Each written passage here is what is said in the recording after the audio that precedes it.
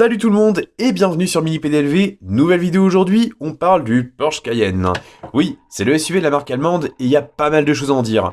Pour illustrer mes propos, on a une version Maisto qui réplique la version turbo du Cayenne de première génération. Première partie de la vidéo, on découvre le modèle en musique. Deuxième partie, je vous parle un petit peu de l'histoire du Porsche Cayenne de première génération. Troisième partie, on décortique cette vieille miniature Maisto. On commence en musique, go!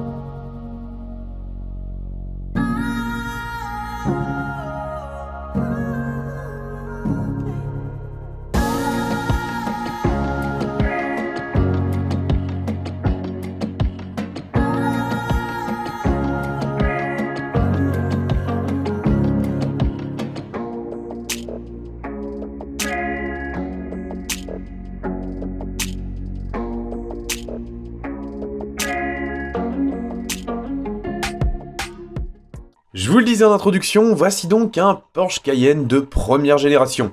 955 pour les intimes, ça c'est son nom de code interne. Chaque modèle Porsche a son propre identifiant. 955 pour le premier Cayenne, 992 pour la dernière 911. Mais ça, je vais pas m'y attarder, ce sera l'objet d'une autre vidéo. On est donc en 2002 au Mondial de l'Automobile de Paris. Les visiteurs ont pu découvrir le Porsche Cayenne. Alors, c'est un modèle qui a beaucoup fait parler de lui, autant en bien qu'en mal. Pourquoi ? Parce que Porsche, c'est une marque qui a toujours été très ancrée dans la voiture sportive. Dans un premier temps, il y avait eu la légendaire 356, puis ensuite la 911 qui a pris le relais au milieu des années 60. Enfin, entre le début et le milieu des années 60. Porsche, c'est donc une marque qui a toujours fait rêver, qui a toujours eu une forte image sportive et qui a toujours produit des coupés et des cabriolets. Et ça, c'est assez incroyable. Le premier modèle à 4 portes de chez Porsche, eh bien, ça a été un prototype, en l'occurrence la Porsche 989. Elle ressemblait à ça. Alors effectivement, on pourrait trouver une forte filiation avec la Panamera, et pour cause, on est clairement sur un modèle de berline sportive. Malheureusement, la 989, elle date de 1988, et ce modèle-là n'a malheureusement pas été produit en série. Elle a même été abandonnée pendant très longtemps, avant de ressortir indirectement sous la forme de la Panamera. 2002, ça marque donc le lancement et la présentation du Cayenne. Alors le Cayenne, il faut savoir que c'est un modèle qui a un très fort enjeu pour Porsche, parce qu'à l'époque, dans la gamme Porsche, on n'avait que deux modèles. On avait le Boxster et on avait la 911. Fait amusant, les deux avaient quasiment le même avant. En effet, Porsche a voulu standardiser un petit peu sa production, mais également ne pas trop prendre de risques avec le Boxster. C'est donc pour ça qu'on a eu un avant relativement proche entre les deux modèles. Pour autant, le Boxster, il se présente comme un petit roadster de place, tandis que la 911 peut accueillir 4 personnes, même si celles de l'arrière ne doivent pas avoir de trop grandes jambes. On est donc en 2002, et la santé financière de Porsche est pas super. Et pour cause, Porsche se dit qu'il est temps de développer la gamme et de la diversifier un petit peu. Et pour ça, ils ont plusieurs sources d'inspiration, parce que si on regarde un petit peu la concurrence, eh bien on se rend compte qu'il y a notamment la catégorie des SUV qui marche bien. Les SUV, en fait, ce sont des 4x4 qui sont plutôt luxueux dans l'ensemble. À l'époque, c'était vraiment les SUV premium qui ont pris avant les autres. Et il y avait notamment les exemples des BMW X5, à l'époque c'était le vieux E53, et chez Mercedes on avait le ML. Pour Porsche, l'enjeu était de pénétrer ce marché, notamment le marché américain qui adore les gros 4x4, et pour ça, ils ont plusieurs cordes à leurs arcs. Il y a notamment le fait que Porsche appartient au même groupe que Volkswagen, et donc de facto Audi, et donc ils ont eu l'idée de développer une plateforme commune. C'est ainsi que le Porsche Cayenne de 2002, il a la même base technique que le Volkswagen Touareg. Pour autant, les deux ne sont pas fabriqués sur les mêmes chaînes de production, ni même dans le même pays, parce que Porsche voulait impérativement produire son Cayenne en Allemagne. Toujours est-il que le Cayenne, même s'il était fortement décrit, il a beaucoup plu, il a eu un accueil très impressionnant de la part du public et les ventes se sont rapidement succédées. D'ailleurs, le Cayenne a même été pendant très longtemps le modèle Porsche le plus vendu. Celui qui lui a retiré son titre, ce n'est autre que le Macan, c'est-à-dire le SUV un petit peu plus petit de Porsche.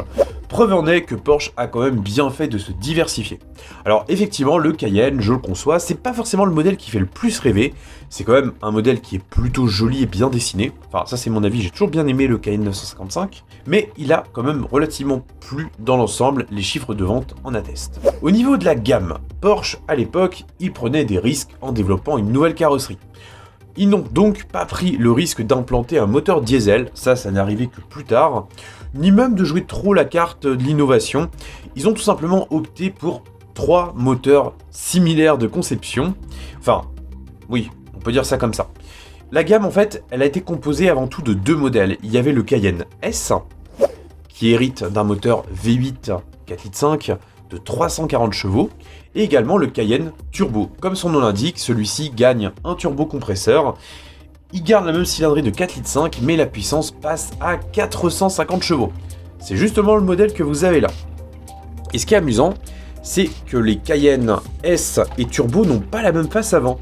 Je vous mets là une face avant de Cayenne S, comme vous pouvez le voir, on a un pare-choc qui est un peu plus timide, et pour les versions Turbo, on a quelque chose qui est un petit peu plus démonstratif, avec une grille supplémentaire.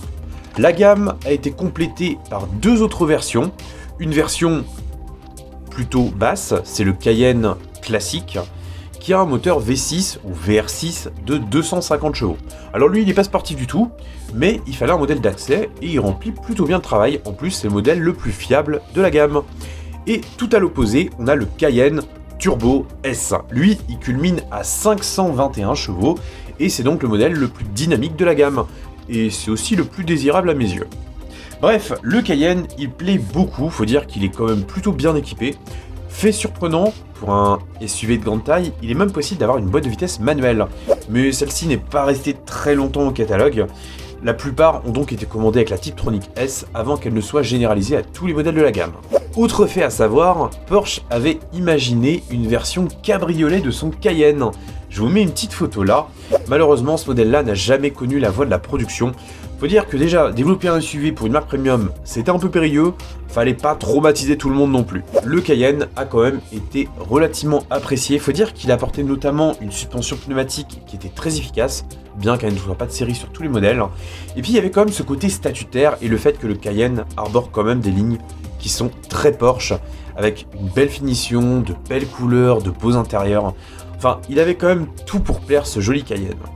Il a été remplacé en 2007 par une version restylée. C'est pas un nouveau modèle, c'est vraiment un restylage assez important avec le Cayenne 957. Mais je n'en parlerai pas dans cette vidéo, on se concentre uniquement sur notre Cayenne 955 Turbo. Alors, on va maintenant parler un petit peu de la miniature. Donc, ce Cayenne Turbo, je l'ai en plusieurs exemplaires. Je l'ai notamment chez AutoArt, mais là aujourd'hui je voulais vous présenter le modèle Maisto. Maisto, on le sait, c'est un fabricant plutôt d'entrée de gamme, qui a été lié plus ou moins à Burago pendant une certaine époque, et qui produit des miniatures, on va dire, plutôt classiques, vendues à de petits prix. Le fait amusant, ce Cayenne-là, c'est un modèle dealer. Alors, ça ne veut pas dire qu'il permet d'aller faire des go-fast depuis l'Espagne, ça veut tout simplement dire qu'il était vendu dans le réseau Porsche, et qu'en l'occurrence, il porte une référence Porsche, en plus, ou du moins à la place de la référence Maisto classique. Parce que ce Cayenne-là, on pouvait l'acheter en boîte Maisto dans les magasins de jouets et les hypermarchés, mais on pouvait également l'acheter chez Porsche dans cette teinte exclusive et pour un prix un petit peu plus élevé. Bon, le modèle en lui-même, il a déjà pas mal d'années. Je pense qu'il a entre 15 et 20 ans, je pourrais pas vous dire plus précisément. Et donc, forcément, la finition, elle est plus trop au goût du jour. Mais on va quand même prendre le temps de le découvrir un petit peu. Parce que c'est toujours intéressant de découvrir des miniatures, des fois très longtemps après. Et on se rend compte des fois que, même si la miniature est pas top, il y a quand même des choses intéressantes à y voir. Allez, découverte au smartphone de notre Cayenne Turbo. On commence par le museau. Alors, on est donc, comme je vous le disais, sur un avant qui est propre aux versions Turbo et Turbo S du Cayenne. Elle se distingue notamment par cette grille supplémentaire. Et le rendu, je trouve qu'il est plutôt bon. Alors, les grilles ne sont pas percées très loin, mais elles le sont suffisamment pour avoir un bon rendu. Honnêtement, je pense qu'une miniature qui sort en 2022 avec de telles grilles, eh ben, elle ne dénoterait clairement pas dans le paysage. Le logo, c'est une simple décalcomanie qui a été appliquée. Honnêtement, ça fait le travail. Les plaques d'immatriculation, je vais encore vous inviter à regarder mon tutoriel, vous avez une fiche juste là. Les optiques sont globalement correctes dans l'ensemble, alors c'est pas exceptionnel. On voit d'ailleurs que les ajustements ne sont plus vraiment au standard du jour, mais l'optique est quand même plutôt bien fixée, les fixations sont assez discrètes, le dessin des optiques est justement plutôt bon, donc c'est quand même plutôt une bonne surprise dans l'ensemble. La peinture, elle a vieilli aussi, il n'y a pas de problème de Zamac, mais on a quand même des petites imperfections ici et là. On est quand même sur une miniature à pas cher, donc ça explique. D'ailleurs, on voit bien que les ajustements, notamment ici sous le pare-choc, ne sont vraiment pas bons du tout. Et qu'il y a également une différence de teinte et de profondeur de teinte entre la carrosserie et la partie basse. Les jantes, quant à elles, sont globalement honnêtes. C'est pas haut de gamme, les pneus sont en caoutchouc quand même. La jante est plutôt simple, mais le traitement, je trouve qu'il est suffisant. On perçoit que les écrous sont plutôt bien dessinés, que le centre de roue a été tampographié également, et que les freins ont été bien reproduits. Alors, les disques ne tournent pas, ils sont en position fixe. Avec l'étrier, ça forme un seul bloc, mais globalement, le rendu est là, et au moins ça permet d'avoir les étriers de frein rouges, particularité des versions turbo. Bon, c'est plutôt pas mal. Au niveau du profil, on est également dans le registre du correct. Alors, la miniature, elle est vieille, donc forcément, il y a des choses qui sont pas géniales. Mais globalement, ça reste acceptable pour l'âge avancé de cette miniature. Ce qui est un petit peu dommage, c'est qu'on n'a pas de vitres sur les portes. Voilà. De nos jours, c'est quelque chose qu'on retrouve sur toutes les gammes, mais à l'époque, c'était loin d'être systématique. On a également les poignées de porte qui sont rapportées, donc ça c'est sympa. À l'arrière, malheureusement, on n'a pas de porte ouvrante. Maisto, il faisait des miniatures accessibles, et donc pour rester dans leur coup, il ne faisait pas de porte arrière ouvrante. C'est un petit peu dommage, mais les jointures sont quand même plutôt bonnes, donc en matière de rendu, ça va. On a des vitres qui sont également plutôt bien appliquées, même s'il y a des jours qui peuvent apparaître et qui sont assez inégaux. Au niveau de l'arrière, on a des feux qui sont relativement simples et uniformes. Honnêtement, c'est pas choquant plus que ça, mais clairement, voilà, ça trahit un petit peu la conception basique du modèle. La peinture est également assez mauvaise et on voit bien que la base n'a pas été suffisamment préparée. Pour un modèle vendu chez Porsche, c'est assez étonnant que ce soit passé. On a également la décalcomanie Cayenne Turbo qui apparaît. Et on a également une partie de protection sous le coffre, ce qui permet de s'appuyer dessus ou d'appuyer des bagages sans esquinter la peinture. Les sorties d'échappement, qui sont donc de 4 sur la version turbo, ne sont pas belles du tout. Si elles avaient été mises en peinture, ça aurait été déjà mieux.